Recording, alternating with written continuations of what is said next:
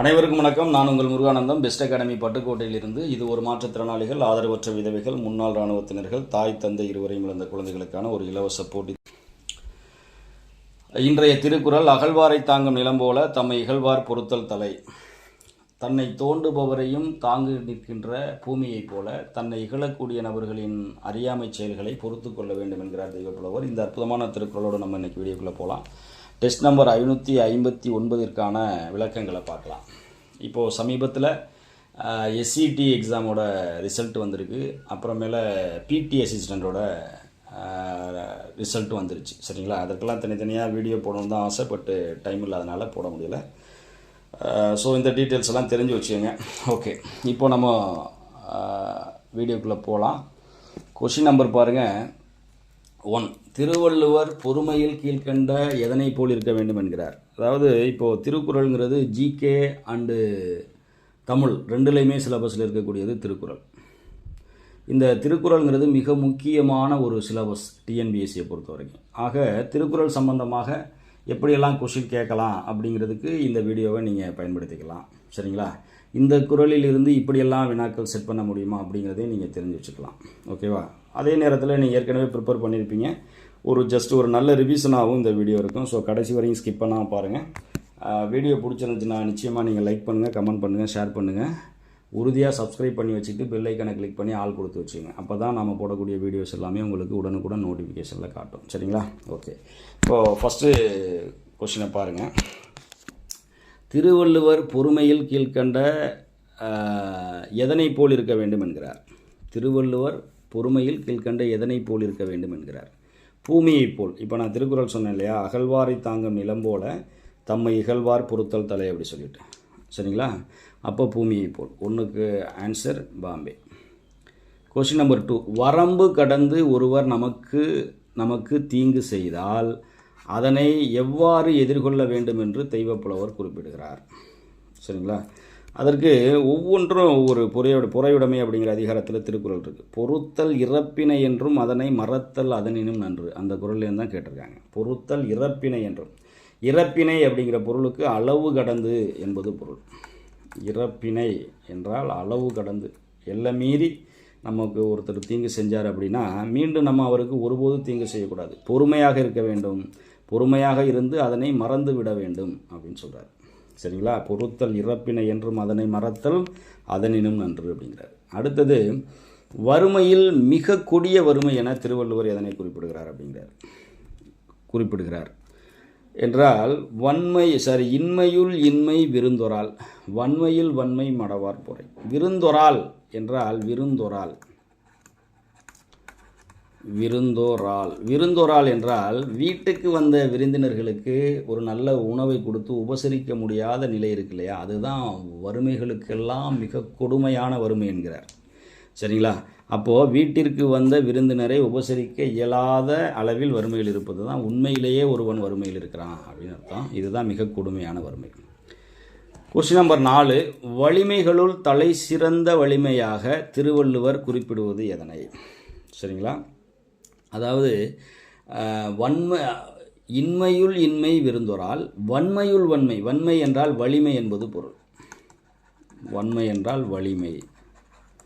அப்போ வலிமைகளுக்கெல்லாம் முதல் தரமான வலிமை எது என்றால் அறிவில்லாதவர்களின் செயல்களை பொறுத்திருப்பது. சரிங்களா? அப்போ இன்மையில் இன்மை விருந்தொரால், வன்மையில் வன்மை மடவார் பொறை. அதாவது முட்டாள்களின் செயல்பாடுகளை பொறுத்து கொள்வது தான் நம்மக்கிட்ட இருக்கக்கூடிய வலிமைகளுக்கெல்லாம் மிக மேலான வலிமை என்கிறார் தெய்வப்புலவர். ஒருவர் தொடர்ந்து நிறைவு பெற்ற மனிதராக குறைவில்லாமல் வாழ்வதற்கு கீழ்கண்ட எந்த குணம் அவசியம் என்று திருவள்ளுவர் குறிப்பிடுகிறார். எந்த குணம்? பொறுமை குணம். சரிங்களா? அதாவது நிறையுடைமை நீங்காமை வேண்டின் பொறையுடைமை போற்றி ஒழுகப்படும் என்கிறார் தெய்வப்புலவர். சரிங்களா? அதுதான் நிறையுடைமை நம்ம விட்டு நீங்காமல் இருக்கணும் அப்படின்னா பொறையுடைமை போற்றி ஒழுக வேண்டும். அதாவது பொறுமையோடு செயல்பட வேண்டும் என்கிறார். அடுத்து வினாயன் 8. கீழ்கண்ட யாரை மக்கள் பொன்னை போல் மதித்து போற்றுவார் என்கிறார் தெய்வப்புலவர். அதாவது ஒருத்தாரை ஒன்றாக வையாரே வைப்பர் பொறுத்தாரை பொன்போல் பொதிந்துன்னு ஒரு குறள் இருக்குது. சரிங்களா?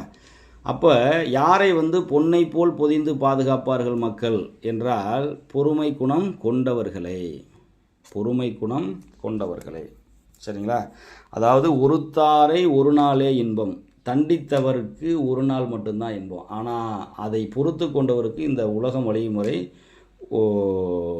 புகழ் உண்டாகும்னு ஒரு குறளில் சொல்கிறாரு. அதை தாண்டி ஒருத்தாரை ஒன்றாக வையாரே வைப்பர், அதாவது தண்டித்தவரை ஒரு பொருட்டாக இந்த உலகம் கருதாது. சரிங்களா? பொறுத்தாரை பொன்போல் புதிந்து, ஆனால் அதனை பொறுத்து கொண்டவரை இந்த உலகம் பொன்னை போல் மதித்து பாதுகாக்கும் சொல்கிறார். அப்போ பொறுமை குணம் கொண்டவர்கள் அப்படிங்கிறது இந்த வினாவிற்கு சரியான விடை. அடுத்தது, பிறர் செய்த தீமையை பொறுத்து கொண்டவருக்கு எவ்வளவு காலம் புகழ் உண்டாகும் என்கிறார். இதுக்கு பாருங்கள், ஒருத்தாருக்கு ஒரு நாளை இன்பம், பொறுத்தாருக்கு பொன்றும் துணையும் புகழ்னு சொல்கிறார்.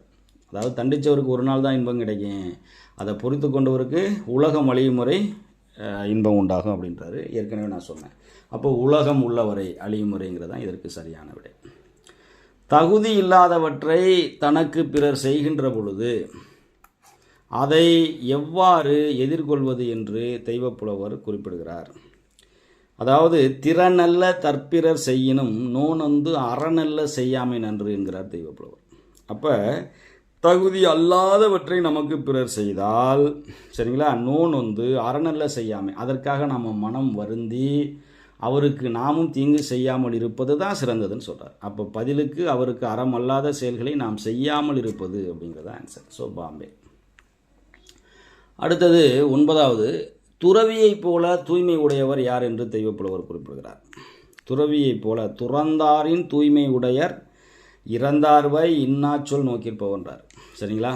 அப்போ துறவியை போல தூய்மை உடையவர், இதில் போல இல்லை, துறவியை விட அப்படிங்கிறது மாதிரி நீங்கள் மாற்றிக்கலாம். துறவியை விட தூய்மை உடையவர், அதாவது துறந்தாரின் தூய்மை உடையவர் தான் குறள். சரிங்களா?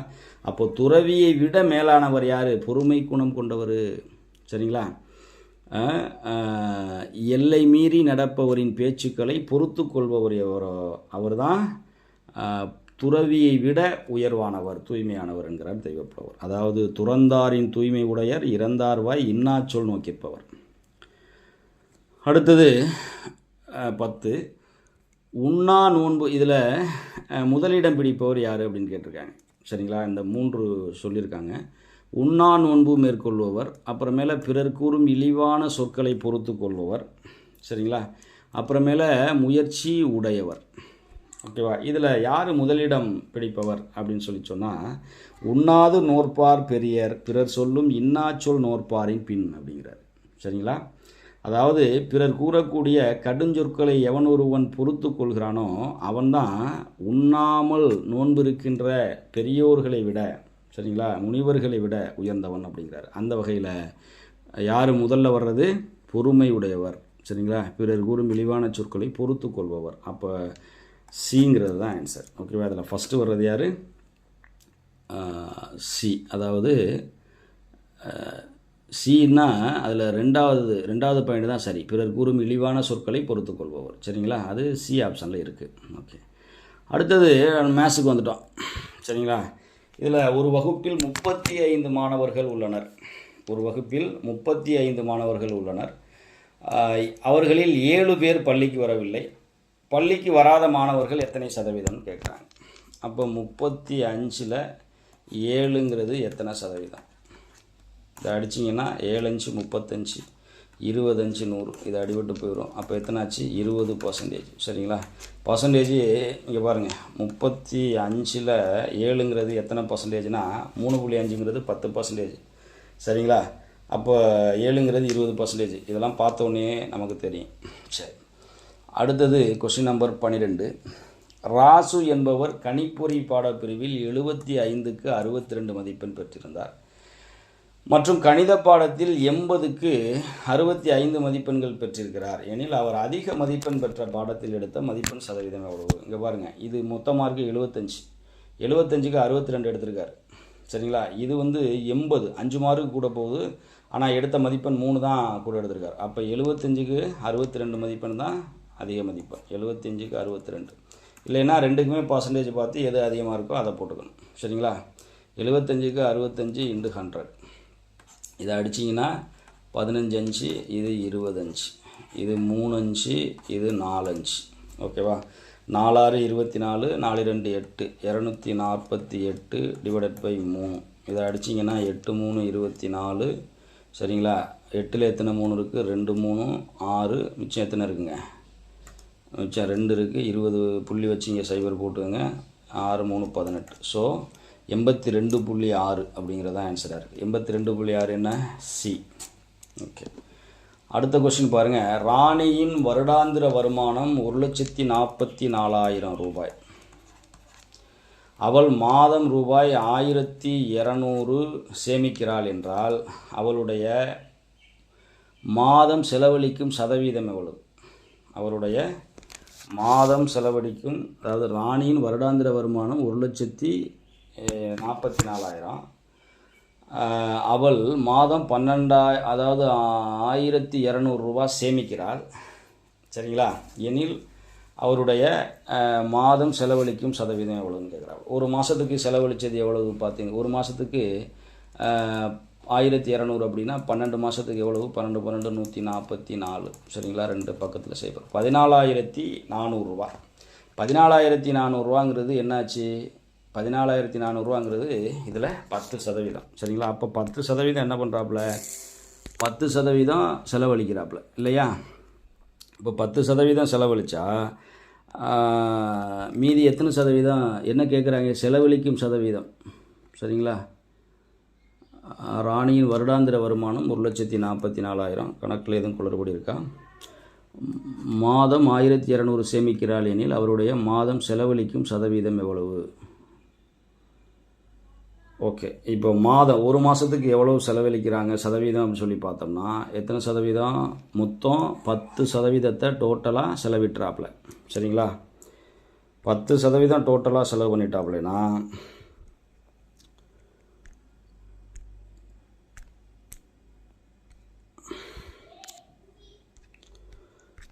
1 மினிட். இப்போது ஆக்சுவலாக 90% வரணும் இல்லையா? வருடாந்திர வருமானம் வருஷத்துக்கு 1,44,000 ரூபா. அதில் 12,000 ரூபா என்ன பண்ணிடுறாப்புல? சாரி, 1200 ரூபா என்ன பண்ணுறாப்புல? மாதம் ஒவ்வொரு மாதமும் செலவிடுறாப்புல. அப்போ ஒரு வருஷத்துக்கு எவ்வளவு செலவிடுறாப்புல அப்படின்னா 14,400 ரூபா செலவிடுறாப்புல இல்லையா? அப்போ அவளுடைய மாதம் செலவழிக்கும் சதவீதம் கிடையாது, அவருடைய இதை அடிச்சிருங்க. சரிங்களா? சேமிப்பு சதவீதம் எவ்வளவு? அவருடைய சேமிப்பு சதவீதம் எவ்வளவு? அப்போ இது ஒரு அதாவது ஆண்டிற்கு தான். ஒரு வருஷத்துக்கு 14,400 ரூபா செலவு பண்ணால் 14,400 ரூபாங்கிறது 10%. 10% செலவு போக மீதி 90% அவர் சேமிக்கிறார். சரிங்களா? புரியுதா? ஸோ கொஸ்டினில் ப்ராப்ளம் இருக்குது. சரி. ஸோ அடுத்தது 14வது கொஸ்டின். யாஸ்மின் தன்னுடைய மாத வருமானத்தில் 25% வாடகைக்காக செலுத்துகிறார். அவருடைய வருமானம் 25,000 ஆக இருந்தால் அவள் வாடகைக்காக செலவிடும் தொகை எவ்வளவு அப்படின்னு கேட்குறாங்க. அப்போது பாருங்கள், வருமானம் எவ்வளவு? 25,000 ரூபாய். சரிங்களா? 25% வாடகைக்காக செலவிடுகிறார். சரிங்களா? அப்போது 25% எவ்வளவு? 10% 2,500. 10% 2,500. சரிங்களா? அடுத்து ஒரு 10% 2,500. சரிங்களா? அடுத்து ஒரு 5% 1,250. சரிங்களா? அப்போ 6,250 ரூபாய் என்ன பண்ணுறாப்புல? வாடகைக்காக செலவிடுறாப்புல. அப்போ இதில் ஆன்சர் என்னது? சி. சாரி, டெல்லி. இப்போ இதில் உங்களுக்கு இதெல்லாம் பார்த்த உடனே இதெல்லாம் உங்களுக்கு புரியணும் அப்படிங்கிறதுக்காக தான் நான் இந்த விளக்கம்லாம் சொல்கிறேன். சரிங்களா? பர்சன்டேஜ் எப்படி கண்டுபிடிக்கிறதுக்கெல்லாம் தனியாக வீடியோ போட்டிருக்கேன். டிஸ்கிரிப்ஷனில் வேணால் லிங்க் தர்றேன். ஸோ அதை நீங்கள் ஃபாலோ பண்ணிடுங்க. ஓகே, அப்புறமேல பாருங்கள், அடுத்த சம் பாருங்கள். Question number 15. ஒரு மாணவன் தேர்வில் வெற்றி பெறுவதற்கு 40% மதிப்பெண்கள் பெற வேண்டும். அவன் வாங்கிய மதிப்பெண் 40 அப்படின்றாங்க. அதாவது ஒரு மாணவன் தேர்வில் வெற்றி பெறுவதற்கு 40% மதிப்பெண் பெற வேண்டும். ஆனால் அவன் வாங்கிய மதிப்பெண் 40 மதிப்பெண்களால் தோல்வி அடைகிறார். இங்கே பாருங்கள், அவர் வாங்கின மதிப்பெண் 40. சரிங்களா? இன்னும் ஒரு 40 மதிப்பெண் இருந்துச்சுன்னா வெற்றி அடைஞ்சிருப்பார். ஏன்னா 40 மதிப்பெண்ணில் தோல்வி அடைகிறதுன்னு போட்டிருக்காங்க. அப்போ 80 மார்க். அவர் பாஸ் மார்க் எவ்வளவு? 80 மார்க் இல்லையா?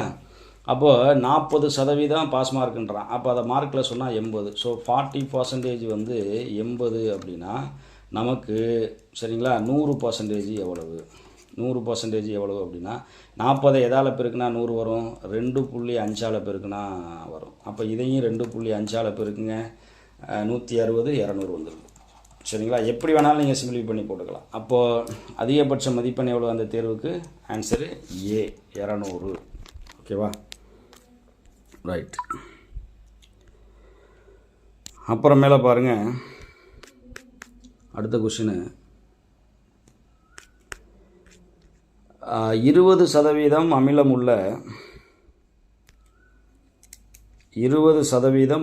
உள்ள 5 லிட்டர் நீருடன் 1 லிட்டர் நீர் கலக்கப்படுகிறது எனில் புது கரைசலில் உள்ள அமிலத்தின் வலிமையை கண்டுபிடிக்க அப்படின்றாங்க. அதாவது இங்கே பாருங்கள், 5 லிட்டர் நீருடன் 20% இருக்குது. சரிங்களா? என்ன இருக்குது? ஆசிட்டு 20% இருக்குது. ஓகேவா? அப்போ லிசன் பண்ணுங்களேன். 5 லிட்டரில் 1 லிட்டர் தான் என்னங்க, அதாவது 5 லிட்டரில் 20%. அப்போ 5 லிட்டரில் 5ல் 20%ங்கிறது எவ்வளோங்க? 5ல் 20%ங்கிறது 1 லிட்டர். புரியுதா என்ன சொல்கிறேன்னா? 5ல் 20%, அதாவது 10% என்ன? ஒரு ஸ்தானம் தள்ளி புள்ளி குத்துடலாமா? அரையாச்சா? அப்போ 20%ங்கிறது என்ன? 1 லிட்டர் ஆச்சா? அப்போ 1 லிட்டர், அதாவது 20%, அதாவது 1 லிட்டர் என்ன இருக்குது? ஆசிட் இருக்குது, அமிலம் இருக்கிறது. சரிங்களா? அதில் என்ன பண்ணுறாங்க, மேலும் 1 லிட்டர் வந்து தண்ணியை ஊற்றுறாங்க. அப்போ மொத்தம் 5 லிட்டர் இருந்ததில் என்ன ஆயிடுது? 6 லிட்டர். 6 லிட்டரில் நமக்கு 1 லிட்டர் தான் அமிலம் இருக்குது. அப்போ அமிலத்தோட வலிமை பாருங்கள், பர்சன்டேஜில் போடணும். இதை பார்த்தீங்கன்னா 5×6 90, 16×6 96. சரிங்களா? மேலே என்ன இருக்கும்? 4. அப்புறமேலே கீழே என்ன இருக்கும்? 6. இது 2, இது 3. ஸோ 16 2/3%. 16 2/3% வரும். ஓகேவா?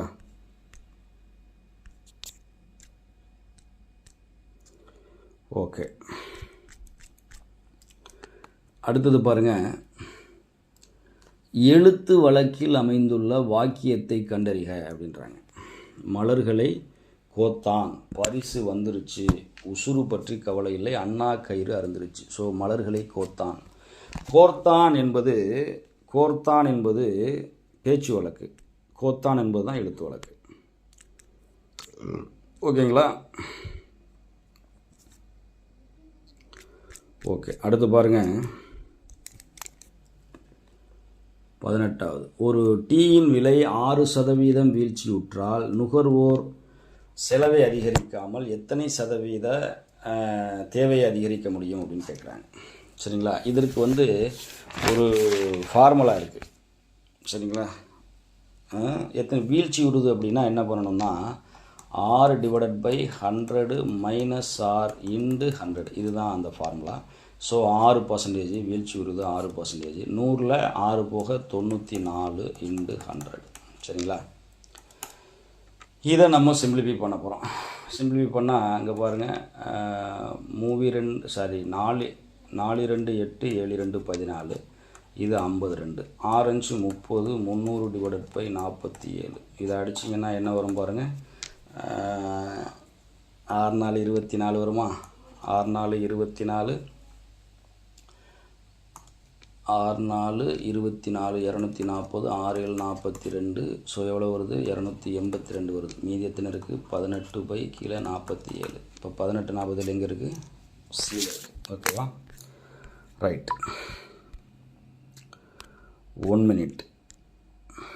இப்போ அடுத்த சம் பாருங்கள், 20வது சம், 19வது சம். பியின் வருமானம் ஏயின் வருமானத்தை விட, பியின் வருமானம் ஏயின் வருமானத்தை விட 25% குறைவு எனில் ஏயின் வருமானம் பியின் வருமானத்தை விட எத்தனை சதவீதம் அதிகம்? Same formula, 6/100 - R × 100. இதே தான். குறைஞ்சிச்சு அப்படின்னா மைனஸு, அதிகரிச்சிச்சு அப்படின்னா ப்ளஸ்ஸு. அப்போது ஆரோட வேல்யூ 25, 100 - 25 எவ்வளவு? 75 × 100. இதை அடிச்சிங்கன்னா 3 × 25, இது 4 டைம்ஸ். சரிங்களா? இதை அடிச்சிங்கன்னா 4 25 எவ்வளோ ஆச்சு? 100ன்னு வந்துடுது, /3. 33 1/3 அப்படின்னு வரும். இங்கே 1/3 எக்ஸாக்டாக இல்லை. அப்போ என்ன பண்ணலாம், 21க்கு ஆன்சர் ஏ அப்படின்னு போடலாம். ஓகே, அப்புறமேல கொஷின் நம்பர் 20. இந்த கொஷின் நம்பர் 20 பாருங்கள். அரிசி உற்பத்தியானது 1997ஆம் ஆண்டிலிருந்து 1998ஆம் ஆண்டு வரை 3 மடங்காக உயர்கிறது எனில் அரிசி உற்பத்தி எத்தனை சதவீதமாக அதிகரித்துள்ளதுன்னா 200%. இப்போ 100ங்கிறது 3 மடங்காக மாறுதுன்னா 300ஆக மாறுதுன்னு அர்த்தம். இது ஏற்கனவே 100 இருந்தது. இப்போ ஆக்சுவலாக அதிகரித்தது எவ்வளவு, 200 தான். சரிங்களா, 100ங்கிறது 100%, 200ங்கிறது 200%மாக இருக்கிறது. அதை இப்படி சொன்னோம்னா, அதாவது எத்தனை சதவீதம் அதிகரிச்சிருக்கு அப்படின்னு சொன்னோம்னா நம்ம பாம்பே தான் சொல்லணும். ஸோ 200%. அடுத்தது கொஸ்டின் நம்பர் 21. ஒரு தேர்வில் பெரோஸ் அப்படிங்கிற ஒரு அம்மா பெற்ற மதிப்பெண் 595 எனில் அவர் அந்த தேர்வில் வாங்கிய மதிப்பெண்களின் சதவீதம். டோட்டல் அந்த தேர்வுக்கான மொத்த மதிப்பெண் சொல்லாதனால இதை கண்டுபிடிக்க இயலாது. சரிங்களா, ஓகே. அடுத்தது கொஸ்டின் நம்பர் 22. இந்த 22வது கொஸ்டினை பாருங்களேன். இங்கே பாருங்கள், 0.1 × 0.1 ப்ளஸ்ஸு 0.01 × 0.01 டிவைடட் பை 0.0101 இதாங்க. இப்போ இதை நம்ம ப்ராப்பராக நம்ம செய்யலாம். எப்படி செய்கிறது இங்கே பாருங்கள். இப்போது ஃபஸ்ட் இங்கே பாருங்கள், இந்த டேர்ம் எடுத்து நம்ம பெருக்கலாம். லிசன் பண்ணுங்கள். காமனாக இந்த ஒரு, அதாவது 2 என்ன பெருக்கிறோம், 2லேயுமே ஒரு ஸ்தானம் தள்ளி புள்ளி இருக்குது. ஒன்றையும் பெருக்கணும்னா 1 தான் வரும். 2 ஸ்தானம், 2 இங்கே ஒரு புள்ளி இங்கே ஒரு புள்ளி இருக்குன்னா அப்போ புள்ளிக்கு இங்கிட்டு 2 ஸ்தானம் வரணும். இங்கே ஒரு ஸ்தானம் இருக்குது, அப்போ இங்கே புள்ளி வச்சிடறோம். ஓகேவா, அப்போ 2யும் பெருக்கினா என்ன வரும், 0.01ன்னு வரும். இந்த ப்ளஸ் எடுத்து போட்டுறோம். அடுத்தது இங்கே இது 2யும் பெருக்கிறோம். இது 2 என்னாச்சு, 2 ஸ்தானம் இருக்குது. அப்போ புள்ளிக்கு இங்கிட்டு 4 ஸ்தானம் வரணும். ஒன்றையும் பெருக்கினா என்ன வரும், 1 தான் வரும். புள்ளிக்கு இந்த பக்கம் 4 ஸ்தானம் இருக்கணும். இங்கே 1 வந்துருச்சு. அப்போது 1 2 3. ஓகேவா, இந்த இடத்துல புள்ளி வச்சோம்னா அதில் ஒரு சும்மா ஒரு சைபர் சேர்த்துக்கலாம், மதிப்பு மாறாது. ஸோ இதை 2யும் மேலே பெருக்கி எழுதியிருக்கோம். அப்புறம் கீழே 0.0101. சரிங்களா, இப்போ இது 2யும் கூட்ட போகிறோம். இது அந்த மேலே இருக்கிற 2யும் சிம்பிளுக்கு தகுந்த மாதிரி நம்ம ஆட் பண்ண போகிறோம். அப்படி ஆட் பண்ணுறதுக்கு 0.001ஓட என்ன பண்ணுறோம், 0.01 ஆட் பண்ணுறதுக்கு இந்த இடத்துல 2 சைபர் போட்டுக்கலாம். இல்லை சும்மாவே கூட அப்படியே இறக்கி எழுதலாம். 1 கூட்டுறோம், 0 1 0 அப்புறம் 0. இப்போ என்ன கிடைக்குது, இப்போ என்ன கிடச்சிருக்கு இங்கே பாருங்கள், 0.0101 தான் கிடச்சிருக்கு இல்லையா. அப்போ இந்த டேர்ம் எப்படி எழுதலாம், 0.0101 டிவைடட் பை 0.0101. மேலே இங்கேயும் சேமாக இருந்தால் எப்படி அடிக்கலாம், அடிச்சிடலாம். அடிச்சிட்டோம்னா ஆன்சர் எத்தனை கிடைக்குது, 1 கிடைக்குது. ஸோ ஆன்சர் என்ன, சி அப்படின்னு வருது. ஓகேவா, அடுத்தது பாருங்கள் கொஸ்டின் நம்பர் 23. கொஸ்டின் நம்பர் 23ல் இது ஒரு எளிமையான சம்மு தான். இந்த சம்மு வந்து இங்கே பாருங்களேன், 5005 மைனஸ் 5000 அப்புறமேல 10. சரிங்களா, இப்போ என்ன பண்ணணும்னா இந்த டேர்மை 5000 ஃபஸ்ட்டு இந்த 10ஆல் டிவைட் பண்ணணும். இங்கேருந்து தான் வரணும். சரிங்களா, 10ஆல் டிவைட் பண்ணணும்னா என்ன கிடைக்கும், 500 கிடைக்கும். எப்படி இருக்கும், 5005 மைனஸ் 500 அப்படின்னு கிடைக்கும். 5000ல் 500 போக எவ்வளவு, 4500. ஒரு 5 இருக்கா, அப்போ 4505 அப்படிங்கிறது ஆன்சராக கிடைக்கும். ஸோ ஆன்சர் என்ன, சி. ஓகேவா, அடுத்து கொஸ்டின் நம்பர் 24. 49 ஹோல் ஸ்கொயர், அதாவது 4.9 ஹோல் ஸ்கொயர். இப்போது அந்த 4.9 நம்ம 49ன்னு வச்சுக்கலாம். 49 × 49ன்னு வச்சுக்கிட்டு 2 ஸ்தானம் தள்ளி புள்ளி போட்டலாம். சரிங்களா, இப்போ 49 × 49 இதை நீங்கள் வழக்கம் போல் பெருக்கினீங்கன்னா எவ்வளோ வரும், 40 பெருக்கினீங்கன்னா எவ்வளோ வரும்னா 2401ன்னு வரும். இங்கே ஒரு ஸ்தானம் இருக்குது, இங்கே ஒரு ஸ்தானம் இருக்குது. 2 ஸ்தானம் தள்ளி புள்ளி குத்தினா 24 புள்ளி, சரிங்களா, 01. ஸோ 24.01 ஆன்சர் என்ன, டெல்லியில் இருக்குது. ஓகேவா, சிம்பிள். ஸ்கொயர் பண்ணி புள்ளி குத்த போகிறீங்க, அவ்வளோதான். அடுத்தது பாருங்கள் இந்த கொஷினு. இதில் இங்கே பாருங்களேன், இது எழுதிடுறேன். சரிங்களா, இண்டு 95 டிவைடட் பை 99 இன்டு 99.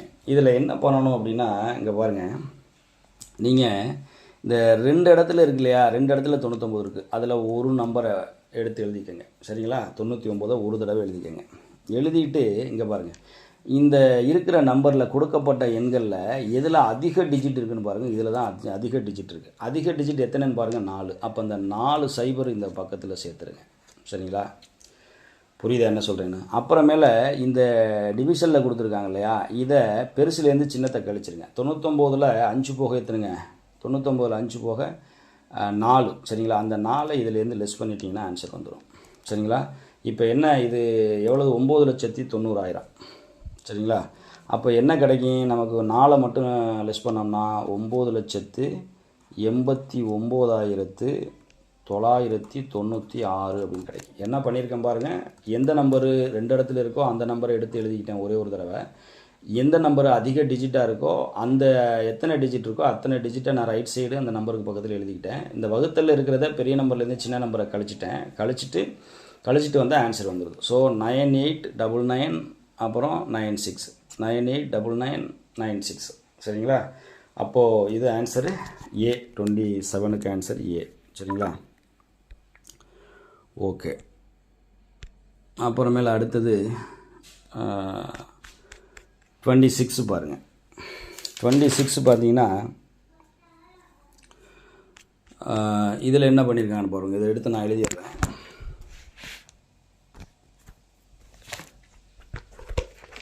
அதாவது பார்க்குறதுக்கு பிரமாண்டமாக தெரியலாம். 1 2 3 4 5. சரிங்களா, 1 2 3 4 5 5 இன்டு 1 டிவைடட் பை 1 2 3 4 5. ஓகேவா, இன்ட்டு 1 2 3 4 5. சரிங்களா, ரைட். இப்படி தான் கொஷின் கொடுத்துருக்காங்க. இப்போது இதில் நான் என்ன பண்ணுறேன்னா பாருங்கள், இதில் எல்லாமே 5 டிஜிட்டாக இருக்குது. சரிங்களா, இந்த 5 டிஜிட்டையும் நான் எடுத்து என்ன பண்ணுறேன், எழுதிடுறேன். அதாவது 9 9 9 9 5 டிஜிட் எழுதிட்டேனா. சரிங்களா, இதிலேருந்து என்ன பண்ணுறேன்னா 1 கழிச்சு எழுதிடுறேன். சிம்பிள், 1 நீங்கள் கழிச்சிருங்க. இது ஷார்ட்கட்டு. நார்மலாக நம்ம செய்யணும் அப்படின்னா இதை பெருக்கி, சரிங்களா, அதுக்கப்புறம் அதை கூட்டி எழுதி அதுக்கப்புறம் வகுத்து அப்புறம் பெருக்கணும். சரிங்களா, ஆனால் இது ஷார்ட்கட்டு. எப்படின்னா இந்த 3மே ஒரே டிஜிட்டில் இருக்கிறதுனால அந்த ஒரு நம்பரை எடுத்து எழுதிக்கிட்டேன். அதிலேருந்து 1 நான் என்ன பண்ணிடுறேன், கழிச்சிட்றேன். அப்புறமேல என்ன பண்ணுறாங்க அப்படின்னா இங்கே பாருங்கள், இந்த மேலே இருக்குல்லையா 1, அந்த 1 இங்கே எழுதுங்க. சரிங்களா, இங்கே எத்தனை நம்பர் இருக்குது பாருங்கள். இங்கே எத்தனை நம்பர் இருக்குது பாருங்கள். எத்தனை நம்பர் இருக்குது, 1 2 3 4 5 நம்பர் இருக்குது. அதே மாதிரி இதை மாற்றணும். அப்போது இங்கிட்டு போட்டோம்னா மதிப்பு மாறுங்கிறதுனால நம்ம என்ன பண்ணிக்கலாம், 0 1 2 3 4 சைபர் சேர்த்துட்டு இங்கே போட்டுக்கலாம். ஓகேவா, 5 டிஜிட்டாக மாற்றுறதுக்கு. சரிங்களா, இப்போ என்ன பண்ணணும்னா இதிலேருந்து ஒரு 1 ஆட் பண்ணணும். சரிங்களா, இதிலேருந்து 1 லெஸ் பண்ணணும், இதிலேருந்து 1 ஆட் பண்ணணும். அப்போ ஆட் பண்ணோம்னா நமக்கு என்ன கிடைக்கும் அப்படின்னா, லிசன் பண்ணுங்கள். இதிலேருந்து 1 போயிடுது இல்லையா, 99 99, இது 8ஆக மாறிடுது. சரிங்களா, அதுக்கு பக்கத்தில் இதை அப்படியே கண்டினியூவாக எழுத வேண்டியதான். 0 0 0 0 1ஓட 1 கூட்டினோம்னா 2. இவ்வளோ தாங்க ஆன்சர். எங்கே இருக்குன்னு பாருங்கள், 9999 9999 8 00 002. சரிங்களா, அப்போ இதில் இருக்குது பாருங்கள், ஆன்சர் வந்து ஏயில் இருக்குது. அப்படி தானே, 4 9 1 8 4 0 1 2. ஓகே, அப்போ இதாங்க, வேறு ஒன்றுமே இல்லைங்க. நீங்கள் என்ன பண்ணணும்னா இது எல்லாமே 3 டிஜிட்டாக 5 டிஜிட்டாக இருக்கிறதுனால ஒரு 5 டிஜிட் நம்பர் எடுத்து எழுதிக்கிட்டு அதுலேருந்து 1 கழிச்சிங்க. அதுக்கப்புறம் மேலே இருக்கிற 1 நம்ம எழுதணும். ஆனால் அதை 5 டிஜிட்டாக மாற்றி எழுதணும். அதுக்கு முன்னாடி 4 சைபரை நம்ம சேர்த்துக்கிறோம். ஏன், எல்லாமே 5 டிஜிட்டாக இருக்கிறதுனால. இதில் 1 லெஸ் பண்ணுறோம், இதில் 1 ப்ளஸ் பண்ணுறோம். அப்படியே எடுத்து எழுதிடுறோம். சரிங்களா, இதன் தொடர்ச்சியாக இது எழுதுகிறோம். சரிங்களா, இந்த 9 இதுலேருந்து 1 கழிச்சதுக்கு பிறகு கிடைக்கக்கூடிய 99 998 அப்புறம் 0002 அப்படின்னு போட்டோம். சிம்பிள். ஓகேவா, அடுத்தது பாருங்கள், கொஸ்டின் நம்பர் 27. இது வந்து ஃபார்முலாங்க. அதாவது என்ன ஃபார்முலானா x³ மைனஸ் y³ ஃபார்முலாவே தான். X minus y. சரிங்களா, அப்புறம் மேலே x² plus xy plus y square. சரிங்களா, இது ஃபார்முலா, இது மனப்பாடம் பண்ணிக்கோங்க, தெரியும். x³ - y³ அப்படிங்கிறது. சரிங்களா. So answer is Delhi. அப்புறமேல பாருங்கள் கொஸ்டின் நம்பர் 28. 28ல் என்ன போட்டிருக்காங்கன்னா x² - 2x டிவைடட் பை, சரிங்களா, x² - 2x divide by x² + 2x into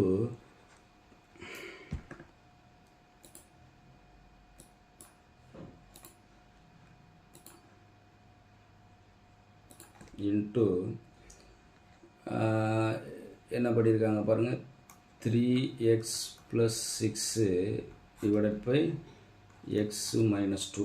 இதுதான் கொடுத்துருக்காங்க. இது ஒரே லைனில் இருக்கிறதுனால சரியாக பிடிபடலை. சரிங்களா, இப்படித்தான் கணக்கில் இங்கே கொடுத்துருக்காங்க.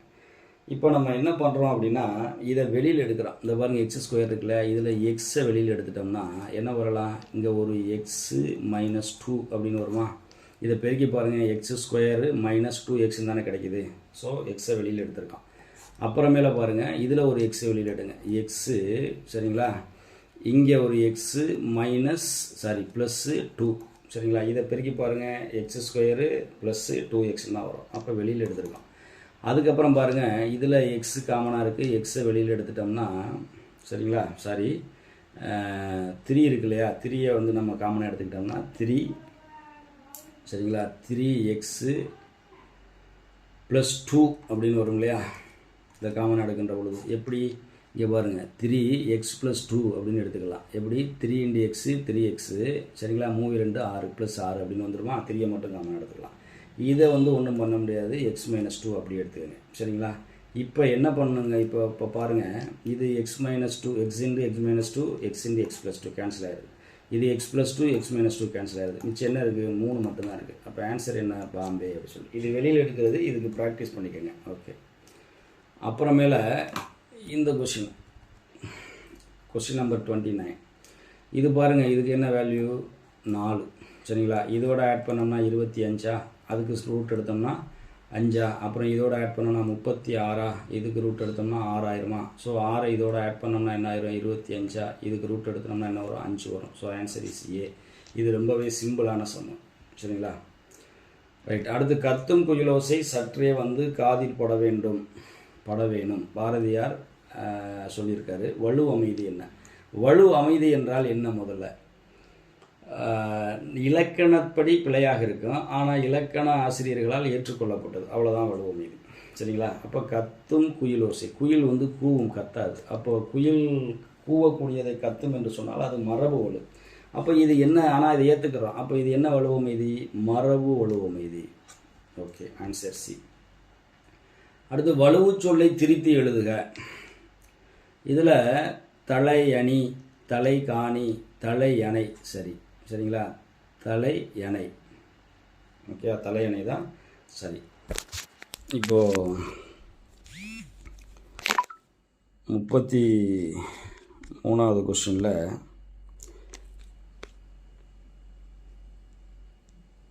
31வது கொஸ்டினில் தலையணை. ஓகேவா.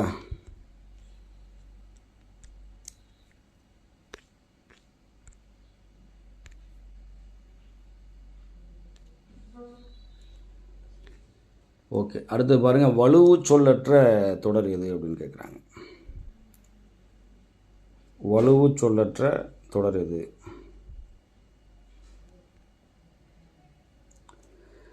வலது பக்கம் தவறு, வலப்பக்க சுவற்றில் எழுதாதே அப்படின்னு இருக்குது. சுவர் அப்படிங்கிறது வந்து இங்கே பாருங்கள், சுவர், இந்த இரு எப்போதுமே இந்த இற்றா மாறாது. அப்போ என்ன போடணும் அப்படின்னா, வலப்பக்க சுவரில் எழுதாதே, இதுதான் மிகச்சரி. சரிங்களா. கொஸ்டின் நம்பர் 32க்கு வலப்பக்க சுவரில் எழுதாதே, ஆன்சர் சி. இதெல்லாம் பலமுறை தேர்வுகளில் கேட்டாங்க. ஓகே, வலது பக்கம்னு சொல்லக்கூடாது, வலப்பக்கம் தான் சொல்லணும். ஓகே. அப்புறமேல பொருத்தமான விடையை தேர்வு செய்க. குழந்தை தனது ஒரு விரலை காட்டி இந்த விரல் சின்ன விரலா பெரிய விரலா, இந்த விரல் சின்ன விரலா அப்படின்னு சொல்லி கேட்டால், சின்ன விரலான்னு சொன்னாலே கம்பேர் பண்ணுறதுக்கு இன்னொன்று காட்டியிருக்காங்க. ஒரே ஒரு விரலை காட்டி சொன்னதுனால இந்த அம்மா வந்து கொஸ்டின் தப்பாக கேட்குது. ஸோ வினாவல். வலுவு சொல்லற்ற தொடர் எது? வலுவு அப்படின்னா தவறு அப்படின்னு அர்த்தம். தவறு என்று பொருள். சென்னைக்கு அருகாமையில் இருப்பது மதுரை அல்ல, சென்னைக்கு பக்கத்தில் இருப்பது மதுரை இல்லை, சென்னைக்கு அருகாமையில் இருப்பது மதுரை அல்லை, சென்னைக்கு அருகில் இருப்பது மதுரை அன்று அப்படின்றது. சரிங்களா? இதில்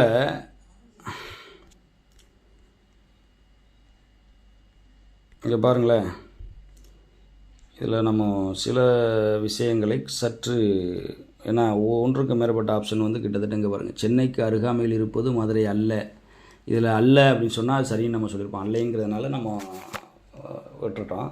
அப்போ சென்னைக்கு அருகில் இருப்பது மதுரை அன்றுங்கிறது தான் பர்ஃபெக்ட். ஏன்னா வந்து அன்றுங்கிறது வந்து இந்த இடப்பெயருக்கு ரொம்ப பொருத்தமான பயனிலையாக வருகிறது. அல்லை என்பது அகிரிணை ஒருமையில் வருது, அது சரியாக இல்லை. அதனால் அல்லங்கிறதெல்லாம் வரக்கூடாது. ஸோ இல்லைங்கிறதும் சென்னைக்கு பக்கம்லாம் சொல்லக்கூடாது, அருகில்னு சொல்லணும். சரிங்களா? அப்போது ஆன்சர் வந்து டெல்லி. 34க்கு ஆன்சர் வந்து என்ன? டெல்லி. கொஞ்சம் பார்த்துக்குங்க. என் மாமா வந்தது, இத்தொடரில் அமைந்துள்ள வலு வந்து என் மாமா வந்தது அப்படின்னு சொல்கிறார். அப்போ அது என்ன வலு? திணை வலு. சரிங்களா? அதாவது மாமாங்கிறது உயர்திணை, ஓகேவா? ஆனால் அது எங்கே இருக்குது? அகிரிணையில் இருந்துக்கிட்டு இருக்கு, ஓகேவா? அதனால் இது திணை வலு. அடுத்தது, பின்வரும் தொடரில் சரியான விடையை எடுத்து எழுதுக. வெற்றிலை தோப்புக்கு சென்று வெற்றிலை பறித்து வா, ஆந்தை கத்தியது, வயலில் ஆட்டுக்குட்டி மேய்கிறது. இங்கே பாருங்க, வயலில் ஆட்டுக்குட்டி மேய்கிறது அப்படிங்கிறது சரி. பெருமழை பெய்தமையால் மரங்கள் வீழ்ந்தது, தவறு, மரங்கள் வீழ்ந்தன. ஆந்தை கத்தியது, தவறு, ஆந்தை அலறியது. வெற்றிலை தோப்புக்கு சென்று, வெற்றிலை கொடிக்கால்னு சொல்லுவாங்க, சரிங்களா? வெற்றிலை தோட்டம்னு சொல்லுவாங்க, அதை ஃபாலோ பண்ணிக்கங்க. ஓகே. முட்டையிட்டது சேவலா பெட்டையா என்ற வினா எழுப்புவது வந்து இது வினாவலு. சரிங்களா? முட்டையிட்டது சேவலா பெட்டையிலான சேவலா அப்படிங்கிற ஆப்ஷன் வைக்கக்கூடாது, சேவல் முட்டையிடாது. மிகுதியான் மிக்கவை செய்தாரை தாந்தம் தகுதியான் வென்று விடல். இதில் தகுதியான் அப்படின்னு சொல்லக்கூடிய அந்த சொல்லோட பொருள் என்ன அப்படின்னா பொறுமையால் என்பது பொருள். அடுத்து, திருவள்ளுவர் கூற்றுப்படி உயிருக்கு துணையாக இருப்பது எது? திருவள்ளுவருடைய கூற்றுப்படி உயிருக்கு துணையாக இருப்பது எது அப்படின்னா ஒழுக்கம். ஒழுக்கம் விழுப்பம் தரலாம், ஒழுக்கம் உயிரினும் ஓம்பப்படும்ன்றான், ஓகேவா? அப்புறமேல, படித்ததை மறந்தால் மீண்டும் படித்து கொள்ளலாம், ஆனால் டேஸை இழந்து விட்டால் மீண்டும் பெற இயலாது அப்படின்றார். எதை? ஒழுக்கத்தை. சரிங்களா? ஒழுக்கத்தை. இப்போ ஆன்சர் வந்து டெல்லி. ஒழுக்கமுடைமையில் பார்த்தீங்கன்னா ஒரு 10 குறள் இருக்குது. ஸோ அதை நீங்கள் கம்ப்ளீட்டாக ப்ரிப்பேர் பண்ணிட்டீங்கன்னா ஓகே தான். அதில் சிலபஸில் இருக்கக்கூடிய அதிகாரங்கள் ஸ்கூல் புக்கில் இருந்தாலும் இல்லாட்டி கம்ப்ளீட்டாக நமக்கு மனப்பாடமாக தெரியணும். சரிங்களா? அதாவது பரிந்தோம்பி காக்க ஒழுக்கம் தெரிந்தோம்பி தேரினும் அகுதேதுரைன்னு சொல்கிறாரு. அப்புறமேல ஒழுக்கம் விழுப்பம் தரலான், ஒழுக்கம் உயிரினும் ஓம்பப்படும்னு சொல்கிறாரு. அப்புறம் ஒழுக்கம் உடைமை குடிமை இழுக்கம் இழிந்த பிறப்பாகிவிடும் சொல்கிறார். இந்த மாதிரி ஒழுக்கத்தை பற்றி 10 குறள்கள் அடுக்கடுக்காக சொல்கிறார். ஒழுக்கத்தின் ஒல்கார் உறவோர் இழுக்கத்தின் ஏதம் படுபாக்கறிந்து. இந்த குறளில் உறவோர் என்பதன் எதிர்ச்சொல்லணும். உறவோர்னா மன வலிமை உடையவர் அப்படின்னு அர்த்தம், அப்படி என்று பொருள். இப்போ உறவோர் என்பதன் எதிர்ச்சொல் என்ன? மன வலிமை இல்லாதவர். 41க்கு பாம்பே. அடுத்தது, திருவள்ளுவர் கூற்றுப்படி நன்றிக்கு வித்தாவது என்னது? நல்லொழுக்கம். நன்றிக்கு வித்தாகும் நல்லொழுக்கம், தீயொழுக்கம் என்றும் இடும்பை தரும் அப்படின்றார். அடுத்து, பல நல்ல நூல்களை கற்று இருந்தும் அறிவில்லாதவர்களாக இருப்பவர் யார் அப்படின்னு சொல்லி சொல்கிறாரு. அதுக்கு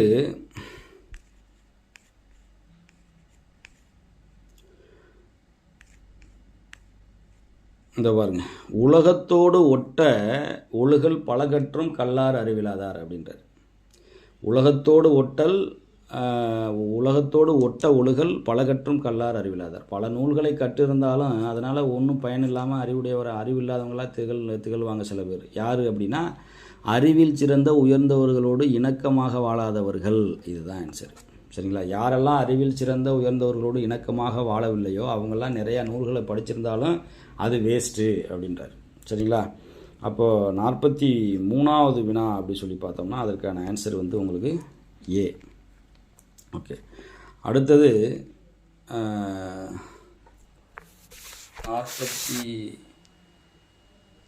44. பொறாமை கொண்டவனிடம் செல்வம் சேர்வதில்லை, அதை போல ஒழுக்கம் இல்லாதவனிடம் உயர்வு இல்லை. சரிங்களா? அதாவது அழுக்காறு உடையான்கண் ஆக்கம் போன்றில்லை, ஒழுக்கம் இல்லான்கண் உயர்வு என்கிறார் தெய்வப்பால். அடுத்தது இடக்கர் என்றால் சொல்லத்தகாத சொல், அநாகரிகமான சொல் அப்படின்னு பொருள். இடக்கர் அப்படின்னா சொல்லத்தகாத சொல், அப்புறம் அநாகரிகமான சொல். இது சரிதான். தொல்காப்பியர் இதனை அவையல் கிளவி என்ற சொல்லால் குறிப்பிடுகிறார். இதுவும் சரிதான். சரிங்களா? அப்போ 47க்கு வந்து இரண்டுமே சரியானது. சரிங்களா? சி. அடுத்தது கீழ்கண்டவற்றில் தகுதி வழக்கு எது அப்படி சொல்லி பார்த்தோம்னா, ஒன்றுக்கு போய்விட்டான், காட்டுக்கு போனான், வயிற்றுப்போக்கு எல்லாமே தகுதி வழக்கு தான். அதாவது தகுதி வழக்கு என்பது என்ன? அதாவது தகுதி அல்லாத சொற்களை நீக்கிவிட்டு தகுதியுடைய சொற்களால் கருத்துக்களை தெரிவிப்பது தான் தகுதி வழக்குன்றான். ஒன்றுக்கு போய்விட்டான். இப்போ நம்ம யூரின் போகிறத ஆங்கில மொழியில் சொன்னால் ஜென்ரலாக இருக்குது, அதே நம்ம இதில் சொன்னோம்னா தமிழில் சொன்னோம்னா கொஞ்சம் வல்கராக இருக்குங்கிறதுனால அதை ஒன்றுக்கு போய்விட்டோம்னு சொல்கிறோம். ஸோ இது வந்து தகுதி வழக்கு தான். காட்டுக்கு போனான் அப்படின்னா காட்டுக்கு மரம் வெட்ட போகிறதில்ல, காட்டுக்கு வந்து நம்ம பாத்ரூம் போகிறதெல்லாம் சொல்லுவோம் இல்லையா, ஸோ அதுக்கு சொல்கிறாங்க. அதே மாதிரி வயிற்றுப்போக்கு ஆக்சுவலாக வயிற்றில் போகாது இல்லையா, ஆனால் வயிறுன்னு சொல்லி ஜென்ரலாக சொல்கிறோம். அதான். அப்போது இதெல்லாமே தகுதி வழக்கு. அப்புறம் மங்கள வழக்கு எது? இங்கே பாருங்கள், தாலி பெருக்கு, மெய் சிலிர்த்தது, நன்காடு, இது எல்லாமே வந்து மங்கள வழக்கு. தாலி பெருக்கு அப்படின்னா, தாலி பெருக்குன்னா ஆக்சுவலாக வந்து தாலியை ஏற்கனவே கட்டியிருந்த தாலியை அவுத்துட்டு புது தாலி கட்டுவாங்க, அதுதான். ஆனால் அது அவுக்கிற தாலி அவிழ்ப்பு அல்லது தாலி அறுப்புன்னு சொன்னால் அது அமங்கலங்கிறதுனால என்ன சொல்கிறாங்க, தாலி பெருக்குன்னு சொல்கிறாங்க. சரிங்களா? அடுத்தது இங்கே பாருங்களேன், மெய் சிலிர்த்ததுன்றான். மெய்னா உடல் அப்படிங்கிற பொருளில் நம்ம படிச்சிருக்கோம். ஆக்சுவலாக உடல் வந்து போலியானது, பொய்மையானது. சரிங்களா? உடல்லாம் என்ன மீனிங் என்ன? உடம்புங்கிறது பொய்யானது என்பது பொருள். ஆனால் அதை உடம்பை பொய்யானது அப்படின்னு பயன்படுத்தாமல் எப்படி சொல்கிறாங்க, மெய் அப்படின்னு சொல்லி சொல்கிறாங்க. அப்போ பொய்யை மங்களம் கருதி மெய்யாக சொல்கிறதுனால என்ன சொல்கிறாங்க, மெய் சிலிர்த்ததுன்னு சொல்கிறதுனால இங்கே பொய்யான உடம்பு சிலிர்த்தது அப்படின்னு சொல்கிறதுக்கு பதிலாக மெய்யான உடம்பு சிலிர்த்ததுன்னு சொல்கிறான். எனவே அது மங்கள வழக்கு. அடுத்து சுடுகாடை வந்து அமங்கலமாக இருக்குன்னு சொல்லிட்டு நன்காடுன்னு சொல்லி மங்களமாக சொல்கிறோம். ஸோ இதுக்கான ஆன்சர் வந்து என்ன, மேற்கண்ட அனைத்தும். அடுத்து யானை பாகர்கள் பயன்படுத்தும் குழுவு குறி சொல் எது? சரிங்களா? யானை பாகர்கள் வந்து ட்ரெஸ்ஸை வந்து காரைன்னு சொல்லுவாங்க. இது பொற்கொள்ளர்கள் பயன்படுத்தக்கூடியது. பொன்னை வந்து பரின்னு சொல்கிறது. சரிங்களா? ஓகேவா? சொல்விளம்பின்னு சொல்கிறது வந்து கல். சரிங்களா? கல்லை வந்து ஒரு குறிப்பிட்ட குழுவினர் சொல்லிக்குவாங்க. இதில் வந்து யானைப்பாகர்கள் பயன்படுத்தும் குழுவு குறி வந்து காரை தான். காரை வந்து ட்ரெஸ்ஸை சொல்லுவாங்க. சரிங்களா? அப்புறமேல இனியன் என்பவனிடம் பல பழங்கள் உள்ளன. அவற்றுள் 7 பழங்களை ரமேஷுக்கும், 23 பழங்களை கவிதாவிற்கும், 20 பழங்களை சுந்தரிக்கும் கொடுத்து விட்டார். மீதமுள்ள பழங்களில் 2ஐ அவர் சாப்பிட்டு விட்டார். தற்போது அவரிடம் 96% பழங்கள் உள்ளது எனில் அவரிடம் இருந்த மொத்த பழங்களின் எண்ணிக்கை என்ன அப்படின்றாங்க. சரிங்களா? இந்த சம்ம நம்ம ஒர்க் அவுட் பண்ணி பார்ப்போம். பாருங்கள், இனியன் என்பவனிடம் சில பழங்கள், அதாவது பல பழங்கள் இருந்திருக்கு. அதில் வந்து 7 பழத்தை ரமேஷுக்கு கொடுத்துட்டாப்புல, 23 பழத்தை வந்து கவிதா கிட்ட கொடுத்துட்டாப்புல, 20 பழங்களை வந்து சுந்தரிக்கு கொடுத்துட்டாப்புல. ஓகேவா? மீதமுள்ள பழங்களில் 2ஐ அவர் சாப்பிட்டு விட்டார். அப்போ 2ஐ வந்து அவர் சாப்பிட்ருக்காரு. சரிங்களா? தற்போது அவரிடம் 96% பழங்கள் இருக்குது. தற்போது இருக்கிற பழம் 96%. அப்போ இது எல்லாத்தையும் ஆட் பண்ணுங்கள். 30, 50, 52. சரிங்களா? அப்போ இந்த 52 பழம் அவர் சாப்பிட்டது அடுத்தவங்களுக்கு கொடுத்தது. சரிங்களா? இவர்கிட்ட இப்போ அவர் மொத்தமாக வச்சுருந்தது 100% பழம். எத்தனை எண்ணிக்கையில் இருந்தாலும் அது சதவீதத்தில் சொன்னால் 100. அதில் 96% கையில் இருக்குதுன்னு சொல்கிறாங்க. அப்போ 4% தான் என்ன இருக்குது, அவர் சாப்பிட்ருக்காரு இல்லை நண்பர்கள்ட்ட கொடுத்துருக்காரு. அப்போது 4% 52 அப்படின்னா 100% எவ்வளவு? இங்கே பாருங்கள், 4% 52னா நமக்கு தேவை என்ன, 100%. 100% எவ்வளவு? இதை எப்படி பண்ணுறது? லிசன் பண்ணுங்கள். இங்கே பாருங்கள், இது வந்து என்ன? நேர்மாறல். சரிங்களா? இது அதிகரிக்கும் போது இதுவும் அதிகரிக்கும். 100/4 × 52. ஓகேவா? 5×4 40, 13×4 52. சரிங்களா? அப்போ எத்தனை பழம் இருக்குது? 1300 பழம் அவர்கிட்ட இருந்திருக்கு. ஓகேவா? சிம்பிள். 1300 பழங்கள் இருக்குது. அப்புறமேல மாரி என்பவர் ஒரு குறிப்பிட்ட எண்ணிக்கையில் பொற்காசுகள் வைத்திருந்தார். சுந்தர் என்பவருக்கு 4 பொற்காசுகளும். சரி. அப்புறமேல ரவி என்பவருக்கு 12 பொற்காசுகள். ஓகே. சிவா என்பதுக்கு 16 பொற்காசுகளும் வழங்கப்பட்ட பிறகு அவர்கிட்ட 32 பொற்காசுகள் இருந்திருக்கு. சரிங்களா? 32 பொற்காசுகள் கையில் இருந்தால் அவரிடம் தற்போது மொத்தம் இருக்கிற பொற்காசுகளின் சதவீதம் எவ்வளவு அப்படி சொல்லி கேட்குறாங்க. சரிங்களா? இப்போ பாருங்களேன், இவர் மாரிக்கு 4 கொடுத்தாரு, இவருக்கு அடுத்து ரவிக்கு 12 கொடுக்குறாரு, அடுத்து சிவாவுக்கு 16. அப்போ என்னாச்சு? 16 16 32 பொற்காசுகள் அடுத்தவங்களுக்கு கொடுத்தது. சரிங்களா? பொற்காசுகள் வழங்கப்பட்ட பிறகு அவரிடம் 32 பொற்காசு கொடுத்தாச்சு. சரிங்களா? மீதி 32 பொற்காசு அவர்கிட்ட இருக்குது. ஓகேவா? பிறகு 32 பொற்காசுகள் கையில் இருந்தால் அவரிடம் தற்போது மொத்தம் இருக்கிற பொற்காசுகளின் சதவீதம் எவ்வளவு? சதவீதம் எவ்வளவு? அப்போ கொடுத்தது 32, தற்போது 32னா மொத்தம் வந்து எவ்வளவு? 64 தான் இருந்திருக்கு. சரிங்களா? 64ல் 32 கொடுத்துட்டார், பாதி கொடுத்துட்டார். அப்போ 50% கொடுத்துட்டாருன்னா மீதி எவ்வளோ இருக்கும்? 50% தான் தற்போது இருக்கும், இல்லையா? So C is correct answer. Video கொஞ்சம் லென்த்தாக தான் போயிருக்கு. நீங்கள் பொறுமையாக டைம் இருக்கையில் பார்த்துக்கங்க. வீடியோ பிடிச்சிருந்துச்சுன்னா கட்டாயம் சப்ஸ்கிரைப் பண்ணுங்கள், ஷேர் பண்ணுங்கள், கமெண்ட் பண்ணுங்கள். Thanks to all.